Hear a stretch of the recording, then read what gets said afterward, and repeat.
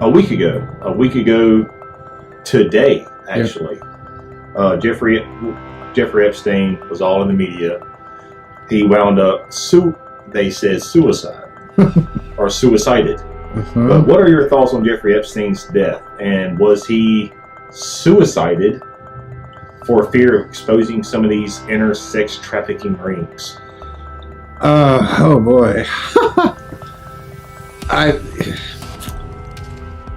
When he had his first suicide attempt, I don't think there's anybody in the country that didn't expect something to happen to him.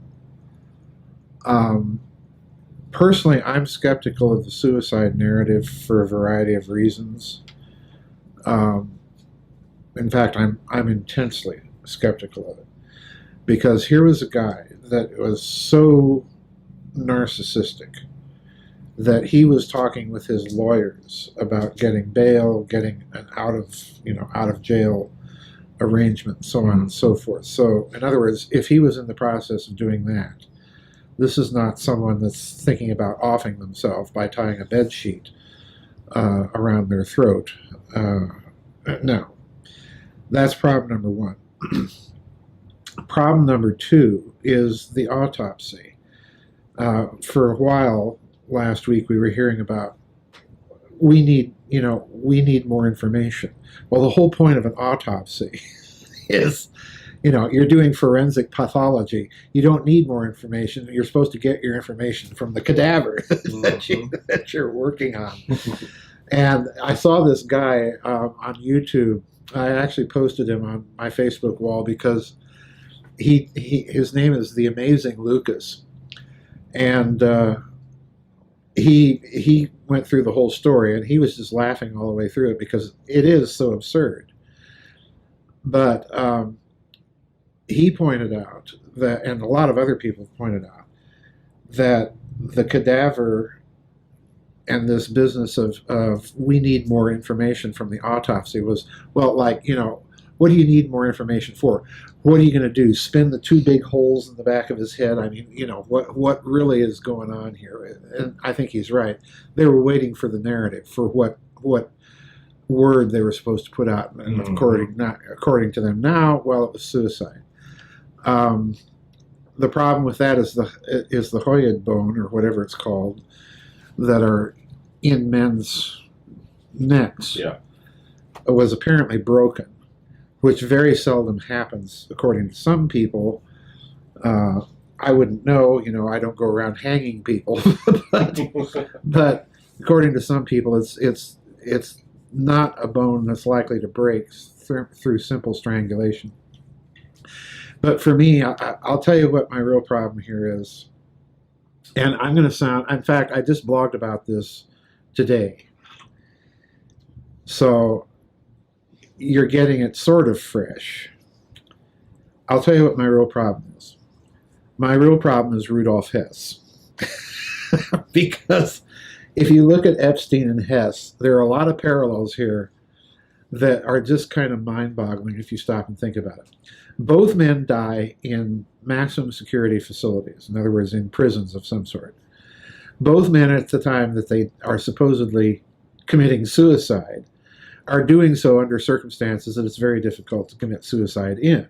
Okay? Exactly. Number three, both men are the most important prisoner in the world at the time that they supposedly commit suicide. Number five, both men have odd connections to the British royal family. How convenient. How convenient.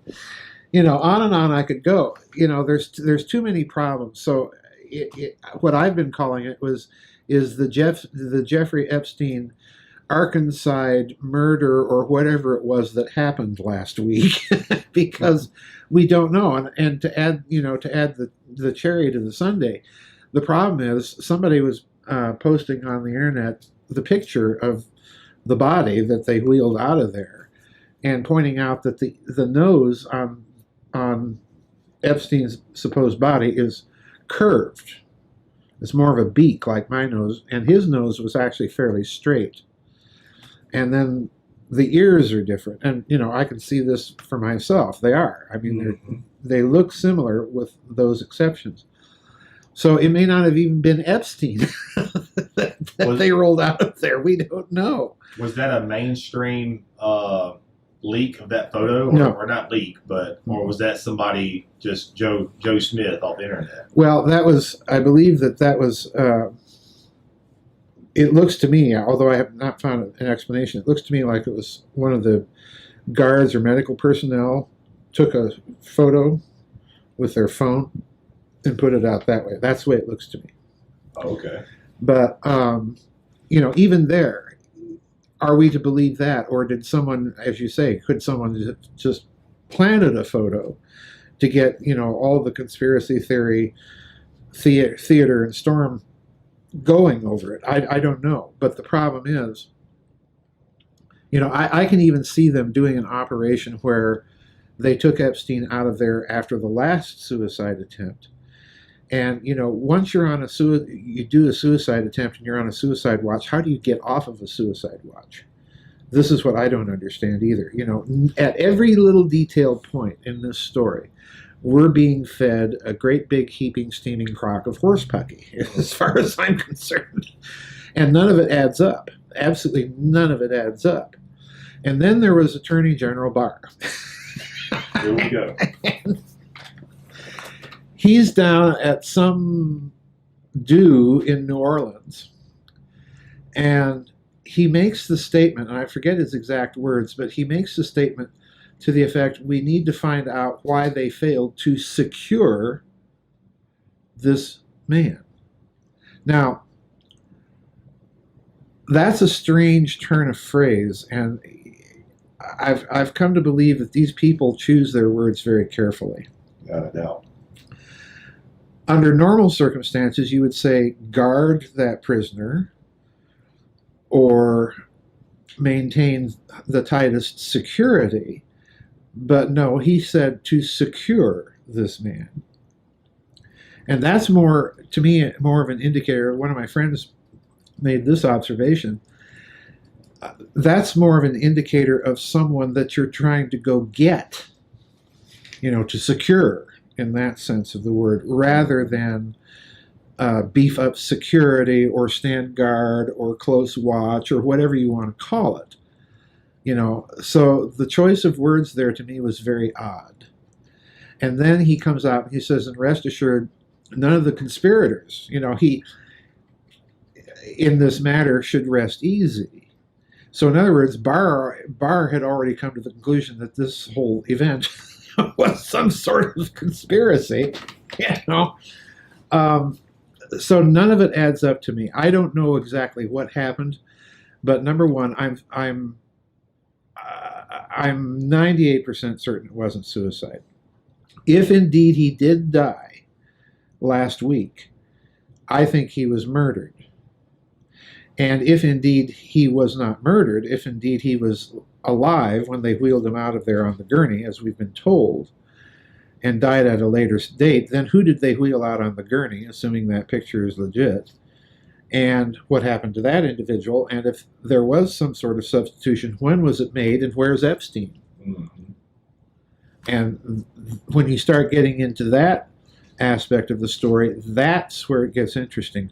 Who would have taken him out of there? Who would have gone or had the motivation, means, and opportunity to do something like that? Well, I can see his Mossad contacts doing it. I can see his British intelligence contacts doing it to save their own butts. Or conversely, I can see the government doing it to get him into witness protection and have him sing like a canary in return for some sort of deal.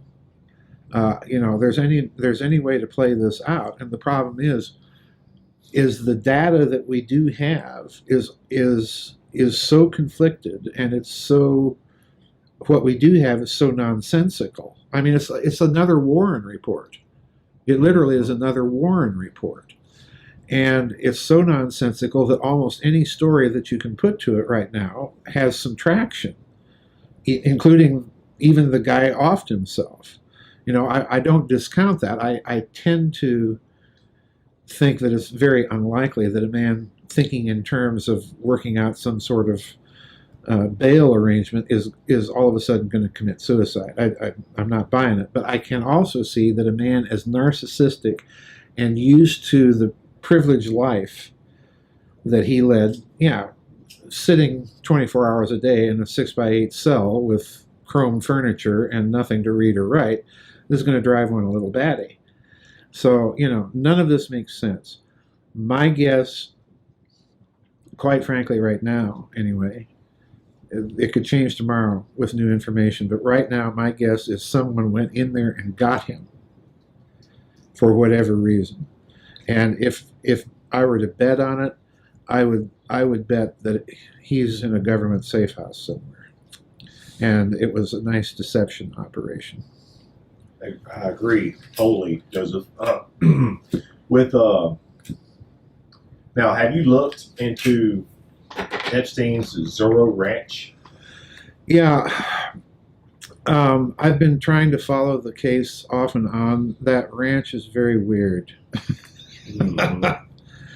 Supposedly it has underground, like a vein of networks, underground little facilities and etc. Well, they know that about the island. And here, speaking of the island and the ranch, here's another little problem. I think it was 2 days at best after he was reported dead. 2 days. The FBI is down there raiding his island. Okay? Now, one of the arguments out there is that in a way, him being dead, helps the government's case because they no longer have to issue search warrants and go through the legal process of fighting his lawyers and so on and so forth to be able to go in and do this. Mm-hmm.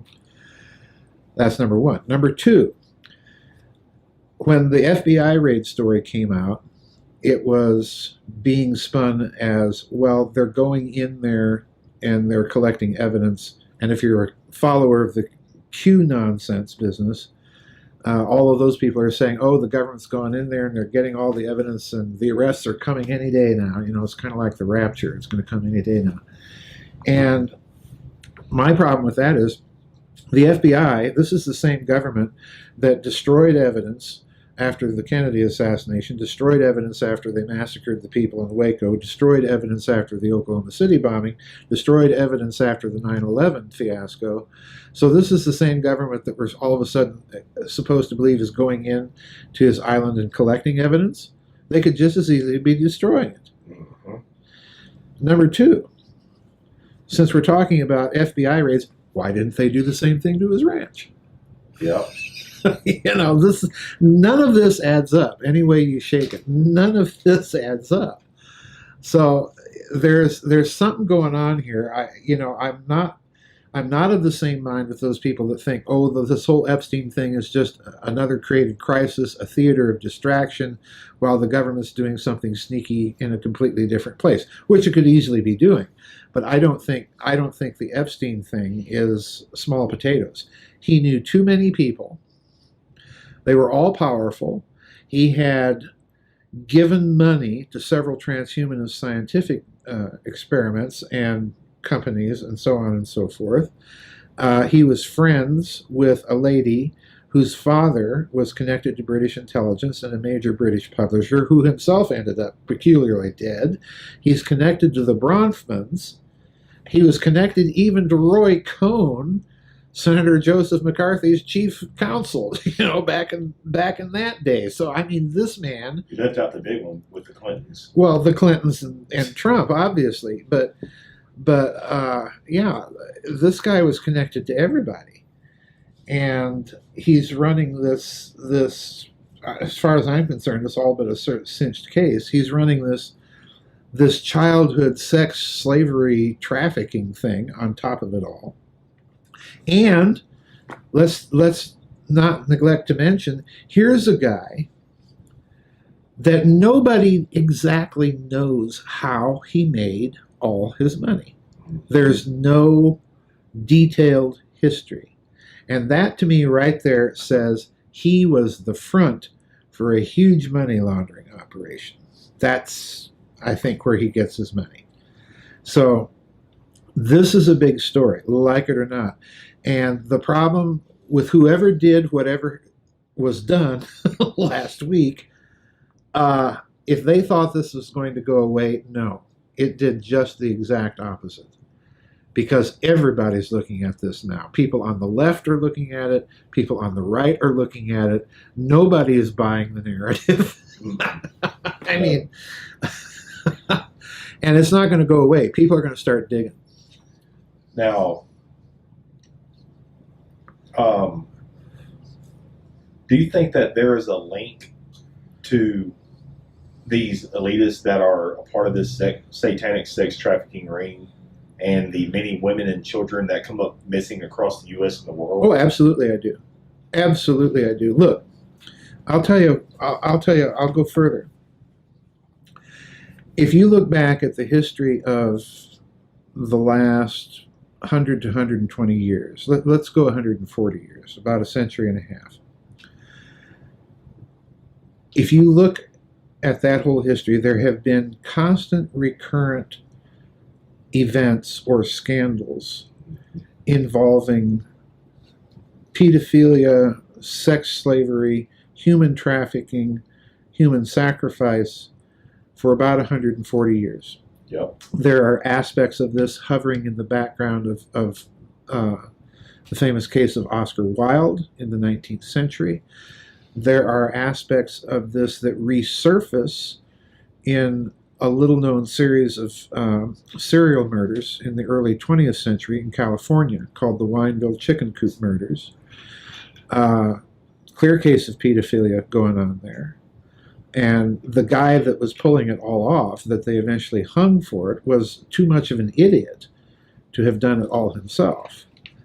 Then you had the Finders case in the the late 1980s, where you had what was his name, Treasury agent Ramon Martinez, that was contacted by police from Tallahassee, who had found 7 young children that were dirty, ill-kept, weren't even familiar with things like knives and forks and spoons and washers and dryers, and 2 very mysterious men that claimed that they were transporting these children to Monterrey, Mexico, to be part of a school for the gifted child. And this Treasury agent was put on to the case because there was an address of these people that they apprehended in Tallahassee up in Washington, D.C.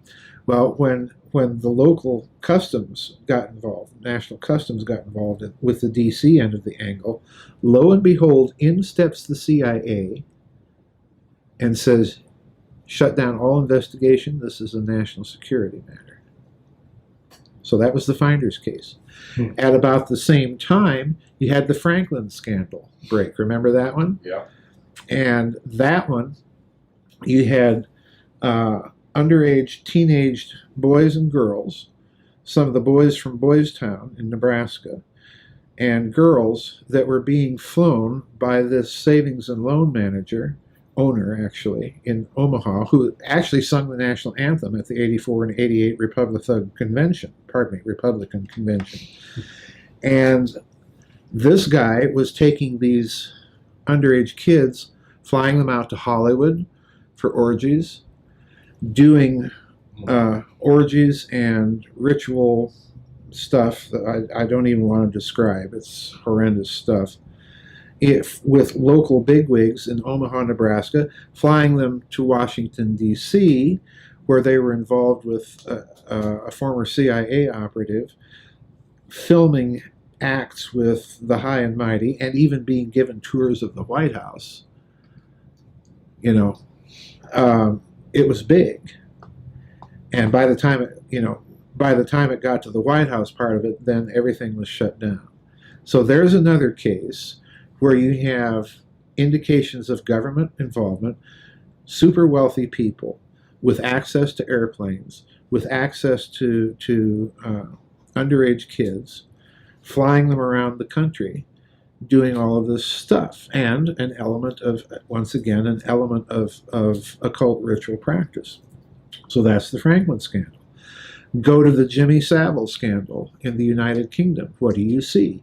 You see the same thing. Someone high up in the government, even knighted by the Queen, involved in luring the high and mighty, and some people allege, and I think that it's a definite case, that the former Prime Minister Edward Heath had been ensnared in that, and that was in the 70s. So you've got that scandal. You've got the Jerry Sandusky Penn State scandal that broke a few years ago. And again, the same sort of thing. In this case, football team members were being recruited into this ring. And they weren't underage, but it's the same MO. And so let's look at it. You've got beginning in the 19th century with Oscar Wilde, and dig and sniff around that, and you'll discover there's something going on in the background there, and they kind of tossed him to the wolves to keep the ring itself a secret.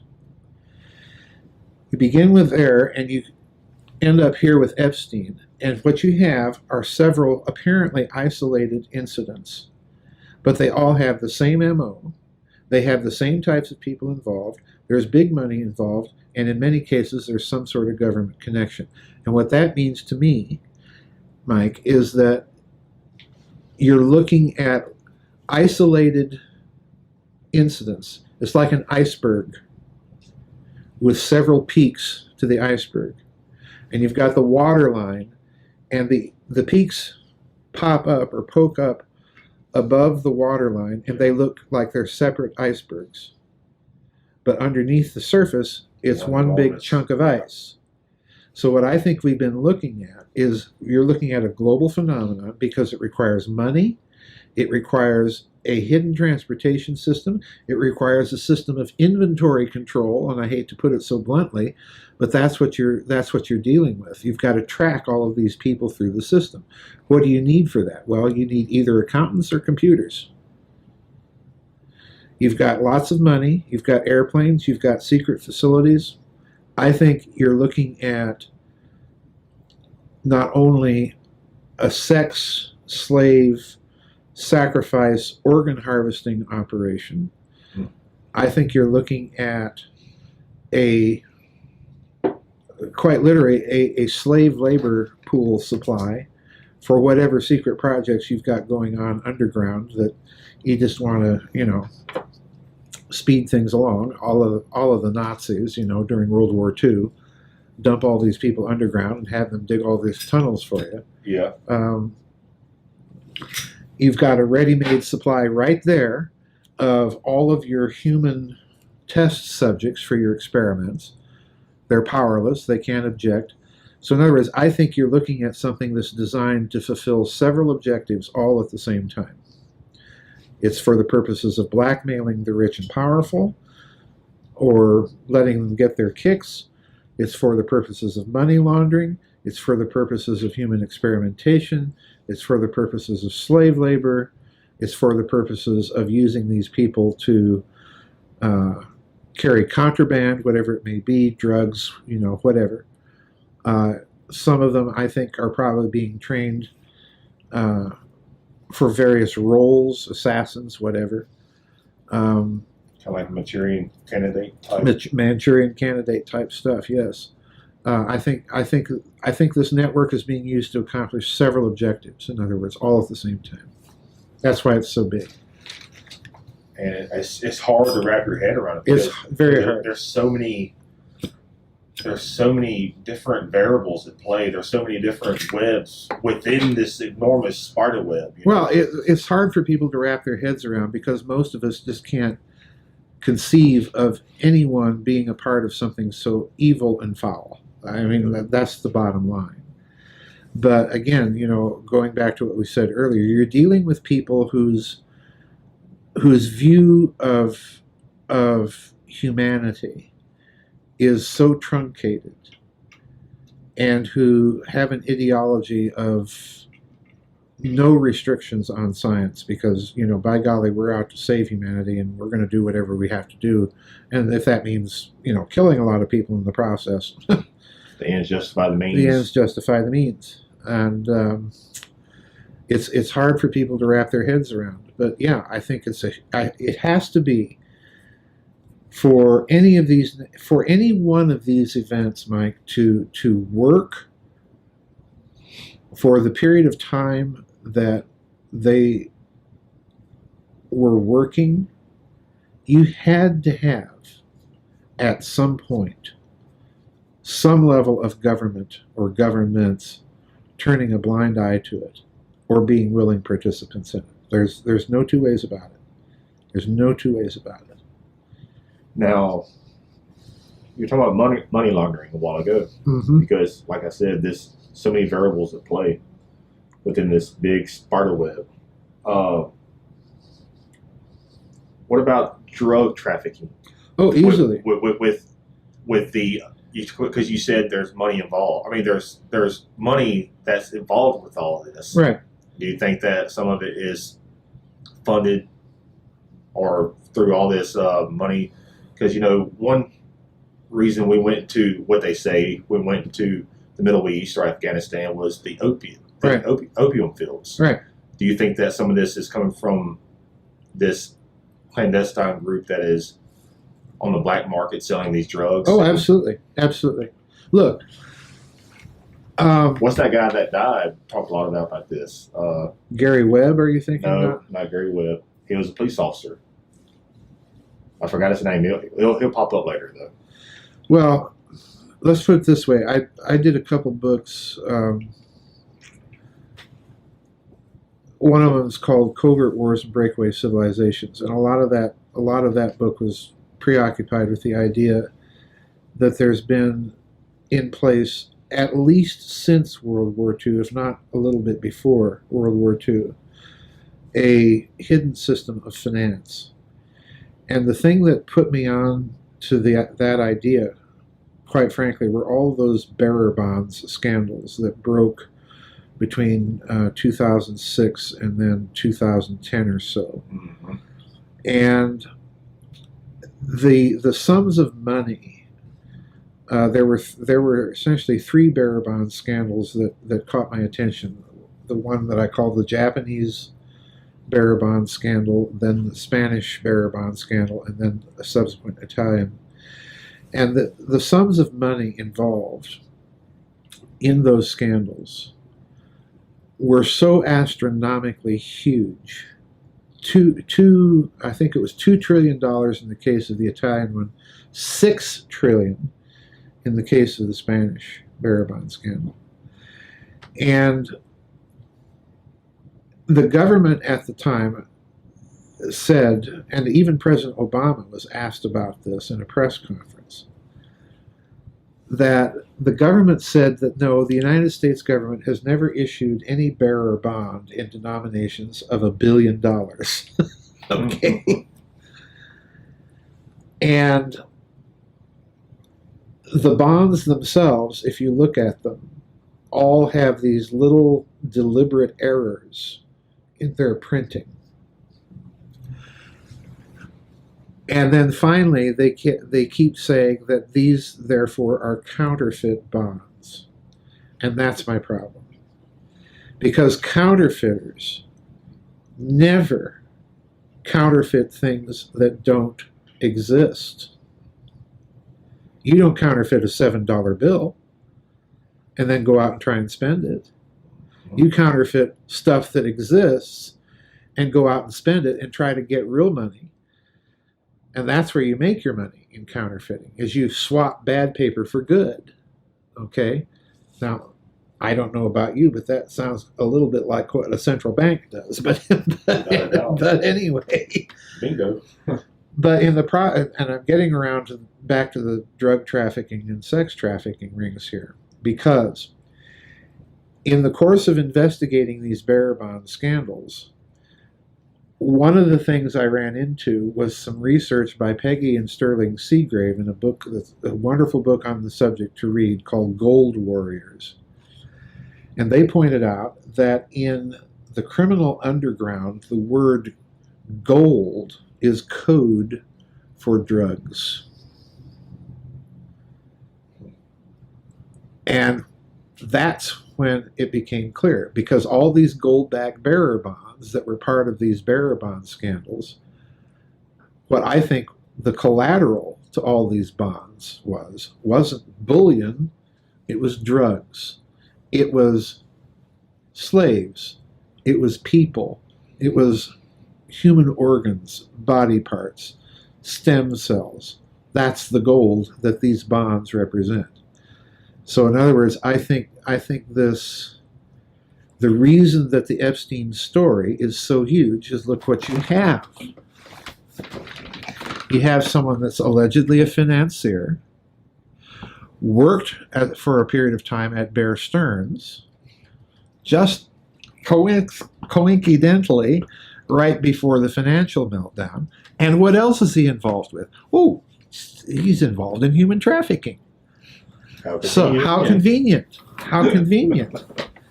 How convenient. So in other words, what I'm suggesting is the one aspect of the Epstein story that nobody is latching onto is what I think is probably the big story here. He's a part of that hidden system of finance.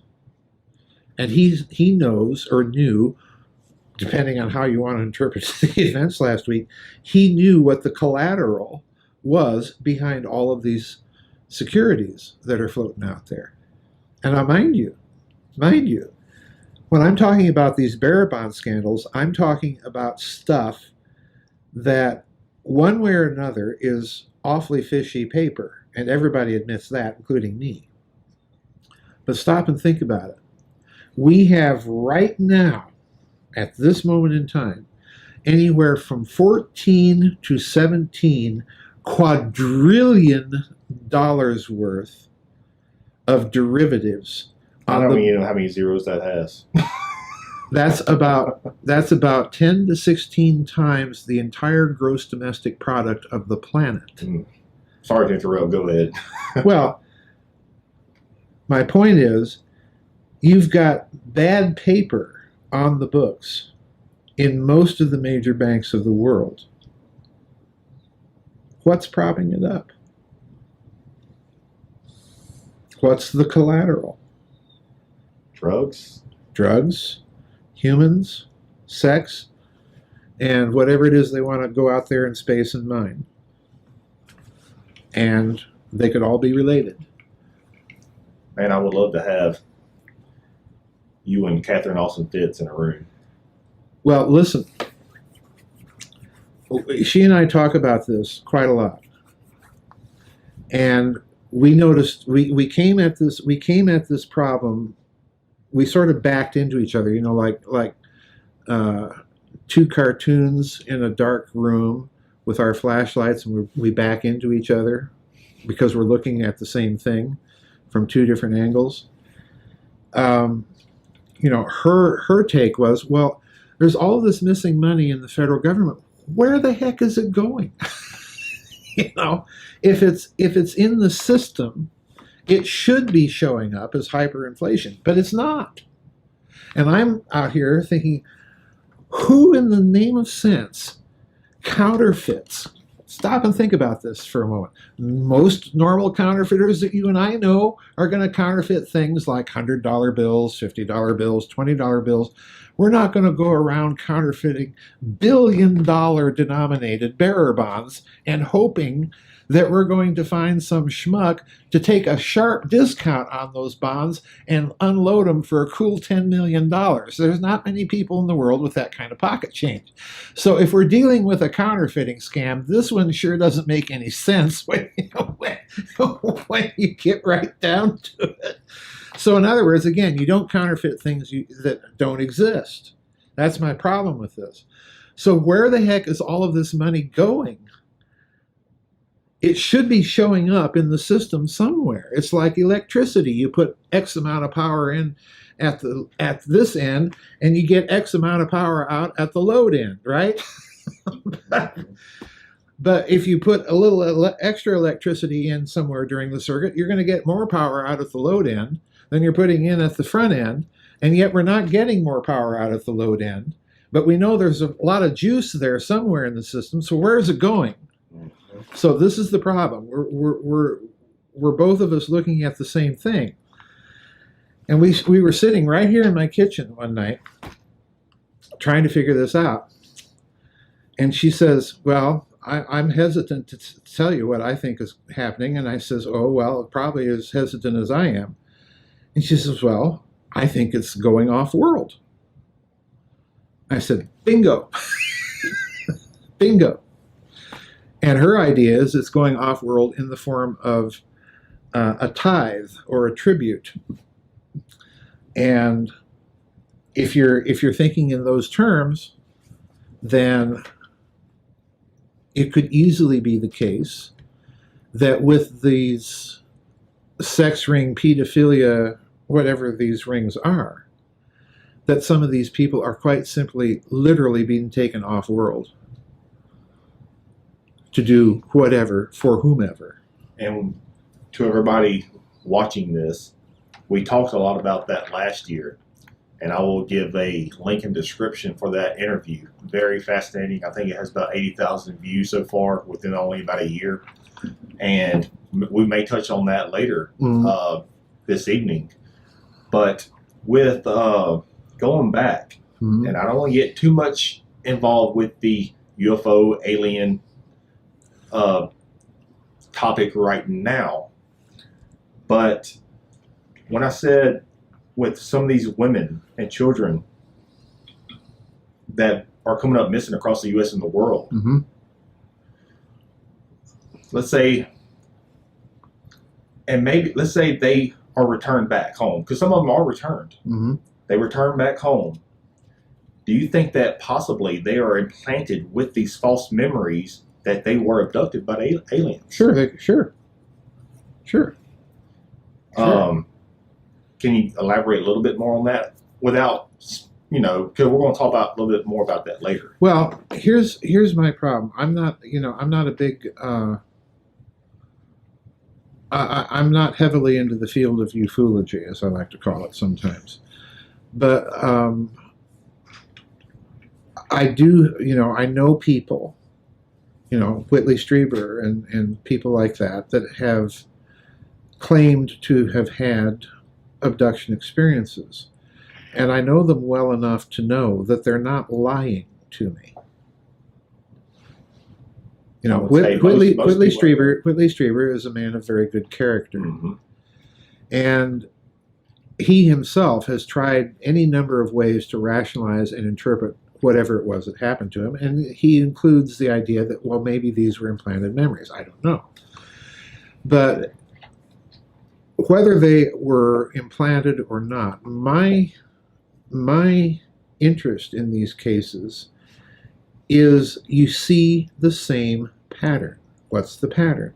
Well, in many of these alien abduction cases, going all the way back to Betty and Barney Hill, for example, they were interested in taking samples of human body fluids and DNA, skin scrapings, and so on and so forth.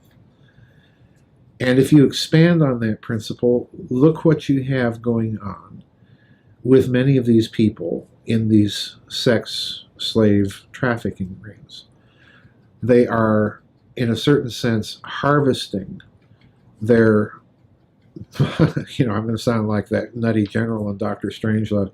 They're, in a certain sense, harvesting their bodily fluids in all of these sex acts. They are literally collecting lots of DNA. So you've got almost the same MO between these alien abduction things. And in many cases, you also hear stories of women being impregnated and then their babies taken from them, by aliens or whatever. And you see the same thing going on in these sex trafficking rings. Women being impregnated and then their babies either being aborted or taken from them after birth or what have you. So it's the same MO. And if it's the same MO, and you've got governments involved, and you've got intelligence agencies involved, and they're experimenting in these programs with mind manipulation, sure, absolutely, I can believe that some of these memories are either deliberately implanted, or they're subjected to some sort of regimen where a real memory is twisted in some fashion. Because let's remember the other thing that our wonderful government and clowns in America did back in the 50s with MK Ultra.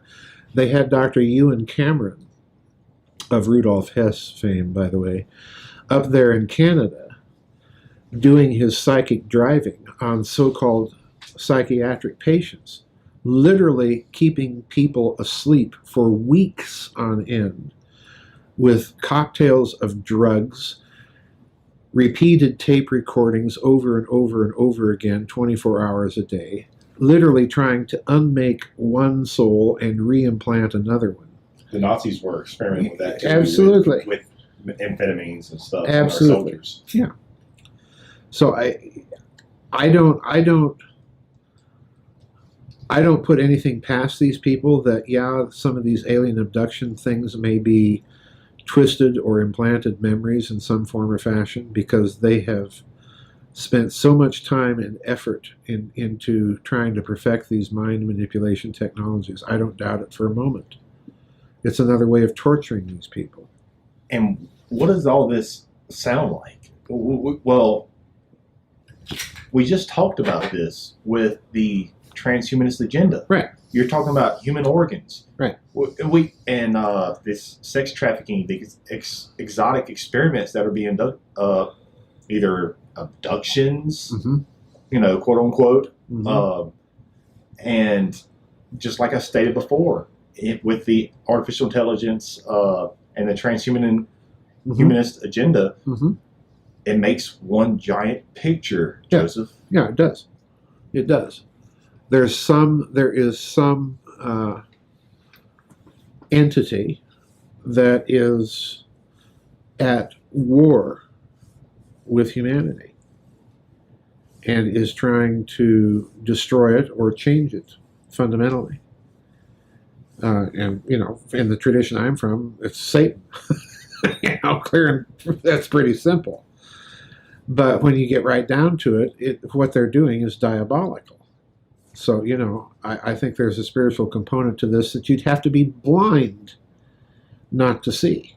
Do you think this entity, maybe asking you to speculate some, do you think this entity is possibly physical in form, or like in Star Wars, the Force is some type of something in the, just like you can't see the internet, Wi-Fi, but it exists? Well, one of the interesting things when you get back into Judaism, Islam, Christianity, even some of the Mesopotamian religions, is this idea that these spiritual beings or intelligences or angels or demons, whatever you want to call them, have the ability to take on, for periods of time, take on a physical manifestation of some sort. And it's a real physical manifestation. It's not a hologram. It's not a projection. It's a real physical, tangible thing. So I don't have any difficulty with that idea. Again, we're back to the idea that one form of matter can permute into another, and if you get right down to it, matter itself is kind of a different stage of energy. So even physics teaches us that. So I don't have any difficulty with that. Have you heard of Tracy Twyman? Yes. Do you think the researcher Tracy Twyman was murdered also because she was getting too close to the truth within these inner circles of the sex trafficking ring? Well, it could be. Here's what I find suspicious about her.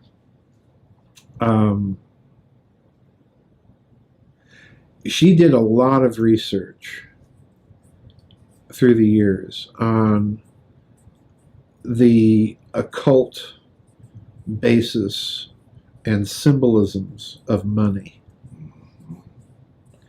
All you have to do is follow the money, too. All you have to do is follow the money or the symbols on it. If there was one thing that may have got her into trouble, I suspect that may have been it.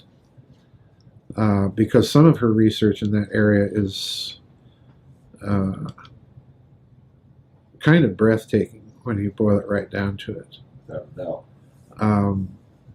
The other thing that could have been a factor is that she herself was, as far as I've been told, was involved in some of these occult practices herself.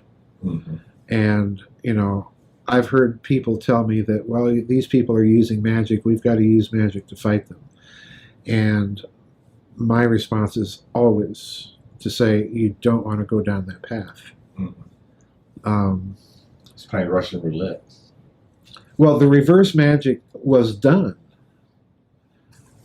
in our culture and in our history, but people don't want to look at it that way. Stop and think about it. Where did the church build churches? On pagan sites. Mm-hmm. What are Christian holidays? Well, they are on usually or close to some sort of pagan holiday. Mm-hmm. So in other words, reverse magic was very definitely being done and for specific reasons, but with very different intention and with very different, so to speak, prayers or spells accompanying it. So if you want to look at reverse magic, then really dig into the details of that history. I attempted to show a bit about that in the Microcosm and Medium book. But if by reverse magic you mean you're going to go buy, a grimoire of Paracelsus or whoever, and, do some ritual of that nature and think that you're going to fight it that way, it ain't going to work. Do you think this is just the beginning to more of these sex traffic? Oh, yeah. I don't know if I created this term. I don't know. But sex traffickers. Do you think that this is just the beginning of these sex traffickers to be exposed?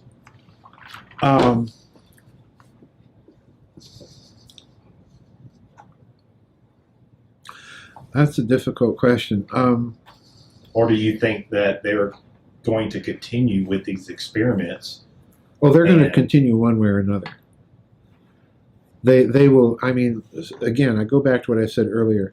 If you look at transhumanism, if you look at this business of human slavery, human trafficking, human sacrifice, and so on, this has been going on for a long time. The difficulty is it went underground. Mm-hmm. And what we're seeing happen is, by dint of the information age and so on, people are able now to connect dots much more quickly than they used to be able to. So the difficulty now is, can we keep the momentum going and the pressure going to expose this stuff and put an end to it? I'm moderately optimistic that this is going to happen at some point, for the simple reason that whoever did whatever was done with Epstein, that is such a huge case, they may have made a big strategic error, because it's not going to go away now. You've got too many people now connecting dots between mind manipulation technologies, occult practice, human trafficking, hidden systems of finance, and all of this stuff. You've got too many people looking at this stuff for it to go away. They're literally, to shut it up now, they're going to literally have to track down every last one of us having conversations like this and put us in their camps to keep us quiet. And the moment they start doing that, more people start noticing, oh, XYZ just suddenly disappeared, don't know where they went. There'll be an uprising. Yeah, there's going to be more people asking more questions. So I think we may be at a turning point. Now, to go to Nazi Germany, like I stated many times, with your research and everything we've talked about today, everything is one giant picture. Mm-hmm. In the same web. Mm-hmm.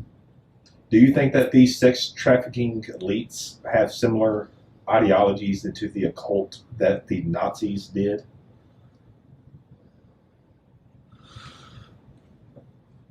And possibly with maybe eugenics, human experiments, and things like that. Pretty much the same ideological mind frame, I guess, agendas. Yeah.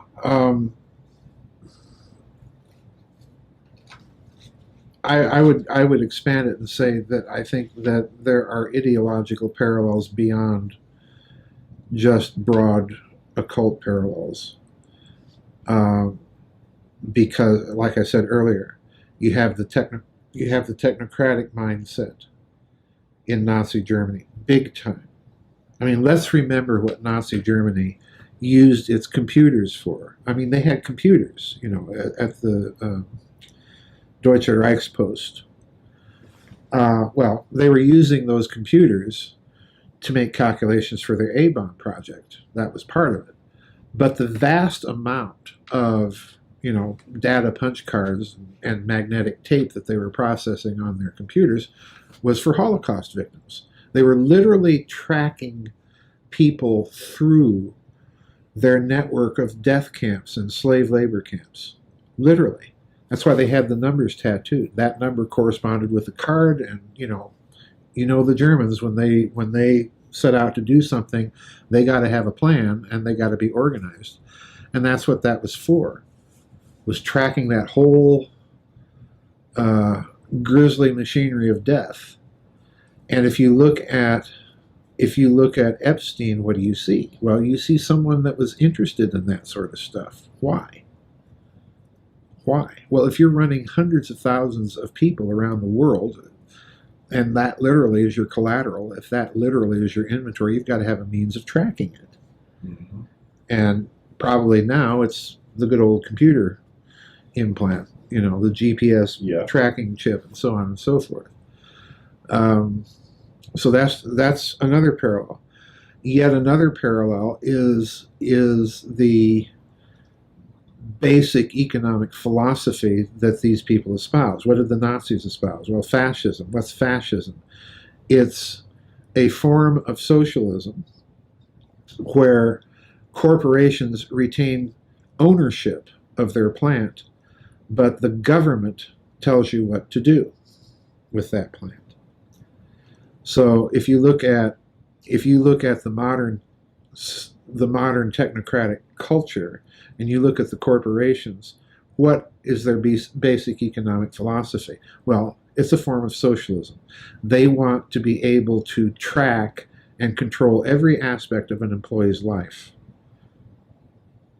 You see it in their behavior every day. You get corporations calling people in for corporate meetings on their days off, And that, to me, that may sound trivial and little, but that is what manifests itself as a result of their basic fascist thinking.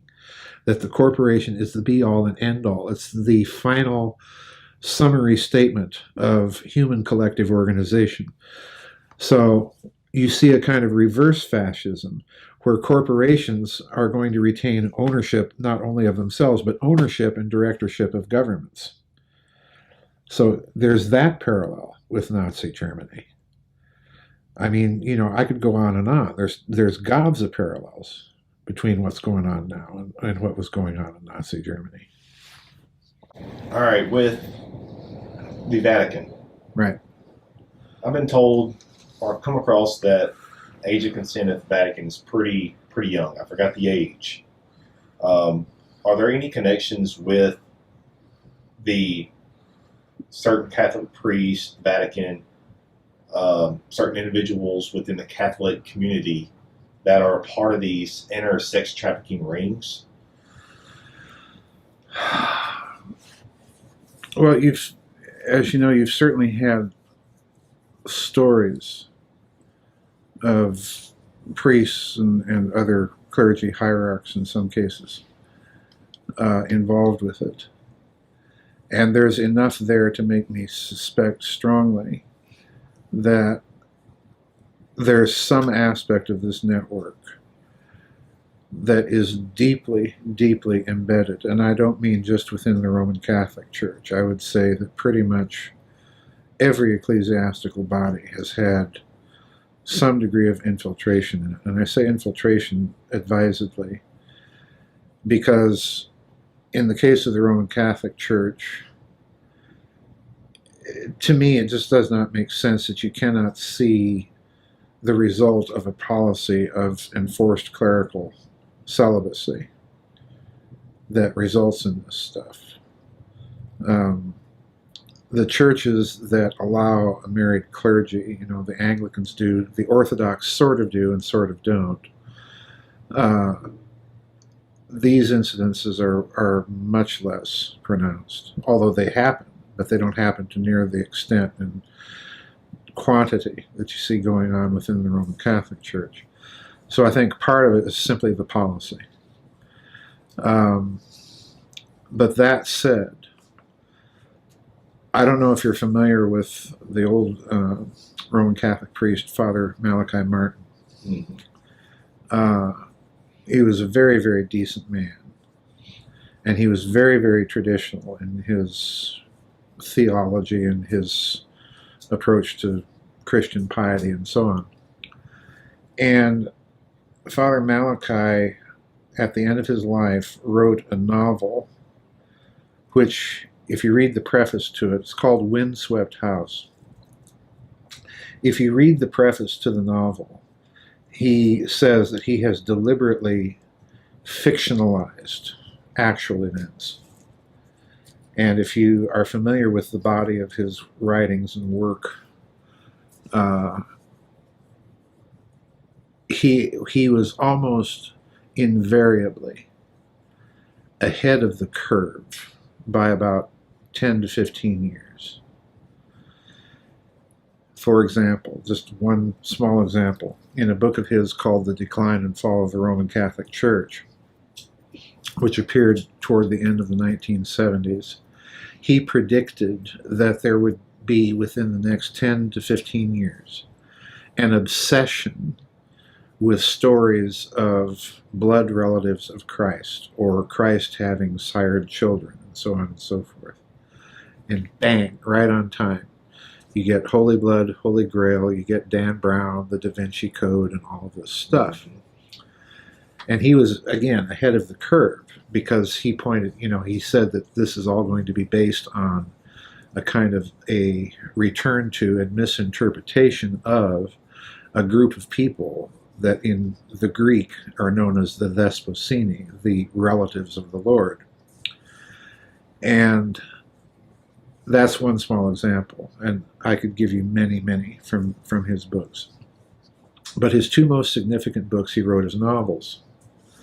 And in Windswept House, he begins the novel with an actual human sacrifice that is being performed, two human sacrifices, in fact, that are being performed as parts of an occult ritual, both in Rome and in Charleston, South Carolina, at the same time. They're coordinated, they're synchronized rituals, and that these rituals were performed prior to the beginning of the Second Vatican Council, and they were being performed by apostate clergy within the Roman Church for the express purpose of trying to empower themselves to create a massive revolutionary change at the Second Vatican Council. Now, you can laugh at the idea, but if you go back to the 19th century, and I wrote about this in the epilogue to Financial Vipers of Venice, if you go back to the 19th century and all of those, I'll be very blunt, Masonically inspired revolutionary movements in the middle of the 19th century in Europe. In Italy, that movement was known as the Carabinieri. And one of its major officials was a fellow by the name of Piccolo Tigre, the little tiger.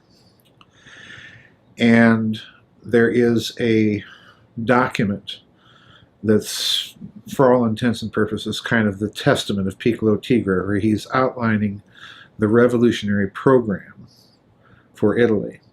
And the program is gain control of the seminaries with clergy who owe their real allegiance not to the Roman Church or to its teachings, but to this kind of Illuminati-style masonry. Mm-hmm. And over time, he says, we will eventually get, and these are his words, a pope according to our wants. Now, to me, that's very significant, because when he wrote those words, it was in the late 1840s. Later in that century, you had the First Vatican Council, which was the council in 1870 to 71 that made papal infallibility an actual dogma of the Roman Catholic Church. In other words, it had not been a dogma up until that time. And the Pope at that time was a fellow by the name of Giovanni Cardinal Mastai Ferretti, Pope Pius IX. Well, Mastai Ferretti, if you dig a little into his background, it appears that he may have been an initiate of a lodge. In other words, he may himself have been the very Pope who became infallible and wanted to become infallible, mm-hmm. may himself have been one of these clergy with a dual allegiance, let's put it that way. This is what I think has happened in the Roman Church. I think you have a network of people that were deliberately infiltrated into the Roman Church in the 19th century, particularly in Italy, particularly in Austria, particularly in Germany, and that's significant because it's from those countries that you had most of the major push for the reforms at the Second Vatican Council. I think you had a group of people that were deliberately infiltrated into the Roman Church and into the Jesuit order by these groups. And once this was done, it then becomes kind of a self-sustaining phenomenon. That's the human sex trafficking aspect of the story. The other aspect of the story is the financial one, because as I've said, these rings are intimately tied to major finance, to major financial institutions. Well, you can't get much more major financial institution than the Vatican. So if you go to the 20th century and all of the scandals that surrounded the Vatican Bank, it's incredibly and intriguingly interesting to me that Pope John Paul I had been the Cardinal Archbishop of Venice. Albino Luciano was the Cardinal Archbishop of Venice when he was elected Pope John Paul I. So in other words, you've got banking right there, folks. I mean, you've got, old Italian nobility right there. Follow the money. So John Paul I becomes Pope, and he's Pope for like 30 days, before he's found dead in his apartments. And he had been in good health. He wasn't in poor health. But he was, very interestingly, he was a traditional pope in that his allegiance was not divided. And there were powerful rumors circulating in the Vatican at the time that he was going to clean house. And the first thing he was going to clean house was the Vatican Bank. And then, lo and behold, he ends up dead. The distance right there. Well, and the other thing is, shortly before his death, Cardinal Benelli, who was at that time a very powerful cardinal in the Curia, Cardinal Benelli had gone to Pope John Paul I with a list, and this is in David Yallop's book, In God's Name, with a list of suspected Masons within the Vatican hierarchy. And, this was like 2 days before he ends up dead. And one of the names on the list was allegedly Bishop Paul Marcinkus, the American guy who was the head of the Vatican Bank at the time. So, and Marcinkus, after John Paul I is conveniently Arkansited, because that's exactly what I think happened to the poor guy. After that, you get John Paul II, who brings in Ratzinger, Ratzi the Nazi, as I like to call him. And all of that investigation is just stopped. It doesn't go anywhere. Marcinkus stays on for a while at the Vatican Bank, and then he becomes the personal head of John Paul II's security. So, okay, what does this tell you? Well, if Benelli's allegations were true, we now have a Roman Catholic bishop who, oh, by the way, also happens to be a Freemason in charge of papal security for Pope John Paul II. Oh, by the way, he used to run the Vatican Bank, you know, and the Vatican Bank, while we're on the subject, this is one of the most if you can think of a central bank, because it's both a central bank and a depository bank and bank of accounts for the Roman Catholic Church, and on we could go. If you want a corrupt financial institution, that's it. Because, well, for example, where does the Emperor Hirohito put all of that loot that he managed to steal out of China during World War II? Well, he puts it in the Vatican Bank. You know? So, you know, they'll do business with anybody, including Hitler and Hirohito. But on top of this, one of the interesting things that Malachi Martin said in his first novel, which is called Vatican, and I've always urged people, particularly people who are thoroughly familiar with the details of modern-day Roman Catholic Church history, is to read that book. Because every single character in it is very thinly disguised. You can tell exactly who he's really talking about by reading that book. And you can tell because there's enough details with the real character that you can make the connection. But it's the additional details that he supplies in the book that makes you scratch your head. Okay? Yeah, well, one of the additional little details that he supplies is that after the Italian Revolution in the late 19th century, that unified Italy under the House of Savoy. This is what people forget. Germany and Italy have been united countries only for less than a century, okay, for a little more than a century now. So, you know, where before in Central Europe you didn't have any major power, now you've got two. Okay, so Italy is unified under Giuseppe Garibaldi, who incidentally was one of the Carbonari, and he's one of these revolutionary Masons at the time. The House of Savoy takes over, becomes rulers of Italy. As a result, the papacy lost the papal states, and by dint of losing the papal states, lost its connection to high finance.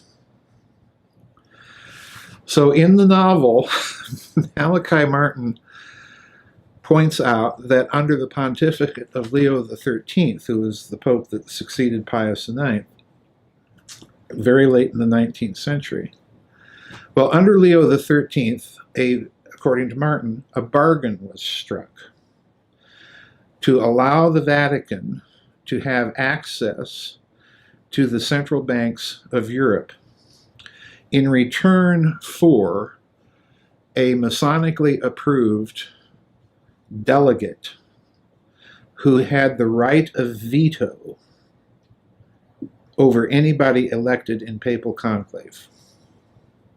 Let me repeat that. That's huge.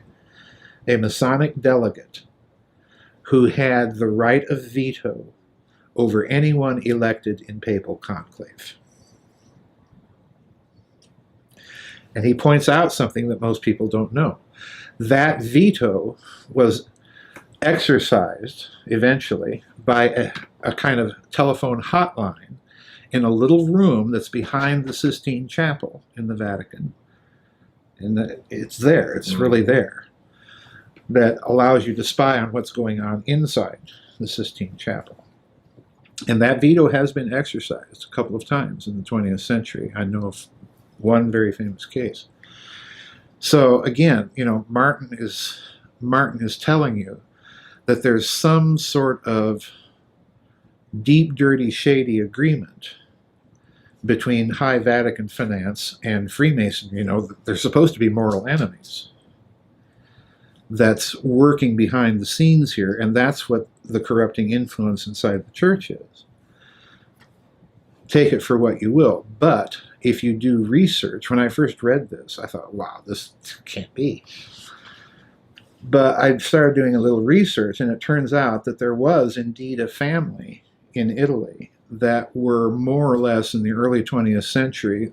They were called the Pope's Men, because this was the family, Italian princes, that had direct but very hidden control over the Vatican Bank. In other words, whoever it is that you see as being listed as the head of the Institute for Religious Operation, which is the official title of the bank, whoever that person is, that's likely a figurehead for this group of nobility in the background that are, operating behind the scenes. I know the name of the family. I'm not going to say it on the record. But the interesting thing is when you start digging into all of the details of what's been happening in the Vatican, particularly with respect to finance, and particularly with respect to some of these pedophilia scandals, what you start noticing is names start to overlap. Think of Cardinal Pell in Australia. Well, what was he?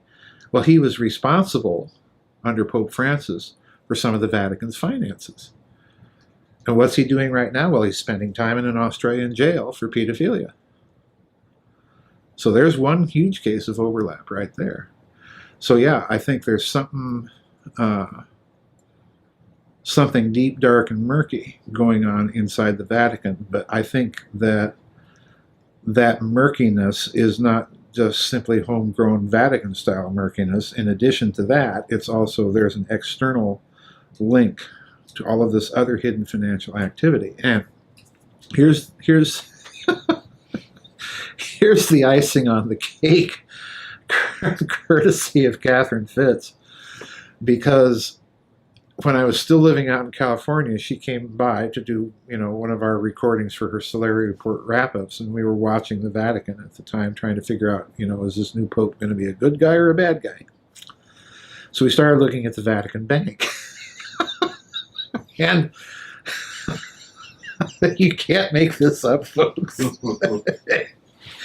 We discovered that Francis, in his earliest efforts to clean that nest of vipers out, had appointed, and I forget the name of the accounting firm, some internationally known accounting firm, that does audits of record for major international institutions, like the Bank of International Settlements. So in other words, Francis had appointed the same auditor of record for the Vatican Bank as was the auditor of record for the Bank of International Settlements. And oh, by the way, yes, Lloyd's of London too. So yeah, you're gonna clean out the Vatican Bank by having the auditors for the Bank of International Settlements do it. That dog don't hunt in my book. Oh man, it seems like another piece of the puzzle just keeps getting. Yeah, the more pieces you add to this puzzle, the bizarrer it gets. Now, before we wrap things up for this segment, since this is not just about sex trafficking and it's about many dark avenues within these circles. Now, one would be child sacrifice, or maybe just human sacrifice, but child sacrifice is very common. It especially goes back to ancient times, correct? Oh, yeah. Now, I guess my question is, what would be the means or purpose of these sacrifices? Are they sacrificing these children to, or these people to their gods or some other type of entity out there? I know it gets deep and dark, and it's hard to kind of wrap the perfect question to ask, but they, in the case of actual hardcore black magic ritual, yes, they are being sacrificed very explicitly. You can see it in their quote-unquote liturgical books. They are being sacrificed quite literally, either to Moloch or to Baal in some cases, to Satan or Lucifer in some other cases. In other words, these are the names that are mentioned by name. That's at the deepest, darkest, innermost circle of it. But I also go back to what I said earlier. You are trying not only to traumatize the victim, you're trying to traumatize the perpetrator. And the reason for doing that is you are trying to shock the medium by shocking the observer of the physical medium. If you can, we're back to plain physics here. If the observer determines the result of a quantum mechanics experiment before the experiment is even performed by determining what they're looking for, then if you scramble the observer's perceptions,